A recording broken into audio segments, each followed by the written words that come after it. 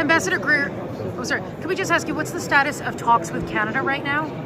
So right now with Canada, they have a new chief negotiator that will meet our chief negotiator. I'm in contact with Dominic LeBlanc, who's Minister of Commerce in Canada. We keep in contact. They express an interest in having some kind of alternative deal.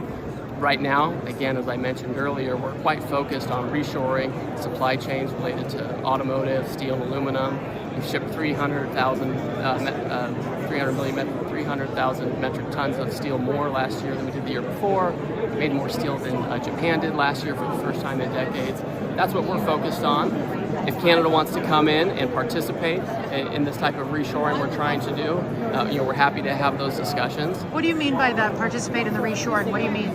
Well, what I will say is when we go to other countries and we make a deal with them, the other countries, they agree that we can have a tariff on them, that we can have a protective tariff to protect our industries as we try to reshore, and they open their markets to us.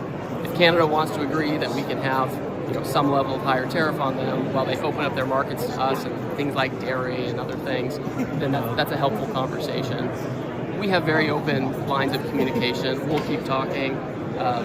I tend to try not to negotiate in the press or anything like that, and we have discussions ongoing. So if something happens, I'll let you know. But isn't the point of USMCA so there aren't tariffs? Isn't that the point of USMCA? The concern about USMCA is that when we put it into effect, the hope was that there would be more critical supply chains reshored to the United States. There'd be more U.S. content. We actually ended up seeing cars increase from Mexico and that kind of thing. There's a lot of good in the deal, but there are a lot of things where reshoring didn't happen fast enough.